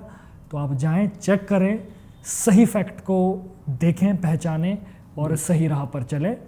और बस मैं यही कहना चाहता हूँ कि आप कमेंट में आप अपने कुल देवता, इष्ट देवता का जय जयकारा लगाना ना भूलें, क्योंकि जितना हम नाम लेते हैं उतनी हम में ऊर्जा भरती जाती है। और कुछ हमारे गुरुजी से कुछ पूछना चाहते हैं या कुछ इस पॉडकास्ट से रिलेटेड कुछ और अच्छी बात आपको लगी, वो भी आप कमेंट कर सकते हैं। और अंत में मैं चाहता हूँ गुरुजी आप एक बार एक लास्ट मैसेज होता है ऑडियंस के लिए, कोई सुझाव आप देना चाहते हैं या कुछ भी आप देना चाहते हैं तो आप बता सकते हैं। देखिए, मैं सबको एक सुझाव ये देना चाहता हूँ कि अभी हमारे बीच में बात हुई थी कि अपना धर्म छोड़कर ईसाई बन गए या मुस्लिम बन गए या सिख बन गए। तो देखो, हमारे बाप के अगर दोनों कंधे झुक गए, हमारे बाप के दोनों कंधे अगर झुक गए हैं तो उसको सहारा देने के लिए उनका बेटा खड़ा होगा, पड़ोसी नहीं आएगा। ऐसा नहीं है कि आपका बाप अगर अपाहिज हो गया तो आप उसे छोड़ दोगे या उसको घर से निकाल दोगे। बाप को कभी नहीं निकाल सकते, मर जाएगा तब भी तस्वीर रखनी पड़ेगी, क्योंकि नाम चलता है। तो इसी तरह से हमारे घर के देवता हैं, जिनकी वजह से हम बैठे हैं, हमारा ख़ानदान बैठा है और आज वंशावली चल रही है। जो जीवन की वंशावली है, कौन सी पीढ़ी चल रही है हमारी, हमें नहीं पता, लेकिन वंशावली जहाँ से चल रही है वो चली थी तभी हमें। कोई ईसाइयों का नहीं आया था हमको यहाँ पे धरती पे लाने के लिए, क्योंकि हम सनातनी हैं, हम श्री राम के वंशज हैं। तो हमें अपने भगवान को हमेशा याद रखना चाहिए और अपने देवताओं को कभी गाली ना दो, और सही चीज़ को पहचानना आपके हाथ में है। ये मैं भी सुझाव नहीं दे सकता कि आपको किस तरह से मैं क्लियर करूं, क्योंकि हर आदमी की बुद्धि अलग अलग है। जी जी जी, है ना। तो बस सुझाव यही है कि किसी के बहकावे में आकर अपना धर्म मत बदलना, क्योंकि अपने सनातन को जोड़ने के लिए एकता की बहुत ज़रूरत है। जैसे वो बागेश्वर धाम वाले जी हैं, जी जी, उन्होंने काफ़ी यूथ को जोड़ दिया, उनके अंदर भक्ति जगा दी, है ना। इसी तरह का यूथ इकट्ठा होना चाहिए, क्योंकि किसी और धर्म में होगा ना, उस धर्म की किसी बहन बेटी के साथ कोई छेड़छाड़ भी नहीं कर सकता। लेकिन हमारे सनातन धर्म की बहन बेटियों के साथ क्या होता है, राह चलता कर देते हैं लोग। कोई इकट्ठा होता है, कोई जवाब दे ही नहीं है। किसी मुस्लिम फैमिली की अगर बेटी के साथ कर दिया, वो घर में जाके काट देंगे। उनको पुलिस से और जज से कोई मतलब नहीं है, वो जब सज़ा देंगे और भले फांसी खा जाएं, लेकिन वो उसको उसी टाइम सज़ा देंगे। सिख का भी यही हाल है, सिख में भी अगर ऐसा हो गया तो पूरा खानदान तलवार लेके घर पहुंच जाएगा। और ये हम प्रशंसा कर रहे हैं दूसरे धर्मों की कि उनमें इतनी यूनिटी है, इतनी यूनिटी है। लेकिन हमारे सनातन में यूनिटी नहीं है, अभी भी नहीं है। जाग तो रहे हैं, लेकिन ये जो है ना कौन से ये बड़वे पंडित निकल ही गई है थोड़ी सी ये मैं म्यूट कर दूंगा इसको थोड़ा सा। ये जो है ना पोंगा पंडित, ये धोती पहन कर टीका लगा के चलते, सबसे ज़्यादा धर्म को गिराने का काम यही करते हैं। हाँ, अगर ये धर्म के रक्षक होते तो कश्मीर छोड़कर नहीं भागते ना। सही बात। और यहाँ आकर बैठे हैं, अपने भारत देश में है, और वहाँ भी अपने आप को ही कमज़ोर बना रखा है कि हम तो पंडित हैं, हम तो खून खच्चर देख नहीं सकते, हमारे बस की नहीं है तलवार चलानी। भैया चलानी पड़ेगी, सबको क्षत्रिय बनना पड़ेगा, सबको क्षत्रिय बनना पड़ेगा, परशुराम बनना पड़ेगा भैया। जब तक परशुराम नहीं धरेगा तब तक कोई इकट्ठा नहीं होगा और तुम्हारी बुद्धि वहीं रहेगी। इसलिए अपने आप को जगाओ। जय श्री राम। चलिए दोस्तों, अब लेते हैं आप सबसे विदा। वीडियो कैसी लगी लाइक कमेंट करके ज़रूर हमें बताएं, और इस जो नए आए हैं जिन्होंने पहली बार हमारा यूट्यूब चैनल देखा है, वीडियो देखी है, वो चैनल को सब्सक्राइब ज़रूर कर दें, वीडियो को शेयर भी ज़रूर करें, क्योंकि बहुत मेहनत लगती है हमें वीडियो बनाने में। एक 1 आवर 1-2 घंटे की वीडियो बनती है, इसके पीछे 3-4 घंटे की मेहनत अलग से होती है। तो आप सब्सक्राइब करें, कमेंट करें, शेयर करें, जिससे हमें मोटिवेशन मिलती है और हम भी और अच्छा कार्य आप सबके सामने लेकर आते हैं। तो आपके बार फिर से मैं आपका बहुत बहुत धन्यवाद करता हूँ, आप हमारे पॉडकास्ट में आए, और दूसरी बार मैं फिर से आपको बुलाना चाहूँगा। कुछ कहना चाहते हैं? सबसे पहले नितेश भाई आपका धन्यवाद जो आपने अपने चैनल पे आने का मौका दिया। इस चीज़ को मैं अपने चैनल के द्वारा बहुत कोशिश कर रहा हूँ पहुँचाने की सबके बीच में, वो कहीं ना कहीं अटक रही है। तो हो सकता है ये जो मैंने मैसेज दिए इतने सारे आपके ज़रिए सब तक पहुँच जाए और सबकी आंखें खुले, जी जी, है ना। तो उससे एक नया रास्ता और एक नया युग शुरू हो जाए। जी जी, सबके मन में भगवान बसे, सबके मन में राम बसे, सबके घर में भगवा लहरे। जितने हिंदू हैं तो हिंदू रहें, अपना धर्म नहीं बदलें।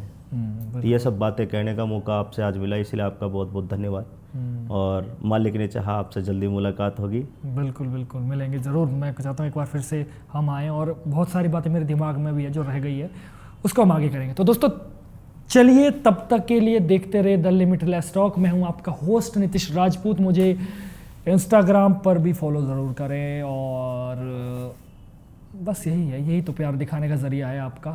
तो थैंक यू सो मच आप सभी का तहे दिल से धन्यवाद। आप हमारी देव नीति को, हमारे कल्चर को इतना पसंद करते हैं, और सनातन के लिए हमारी एक पहल है। मैं तो एक कीड़े समान हूँ जो अपनी छोटी सी कोशिश कर रहा हूँ।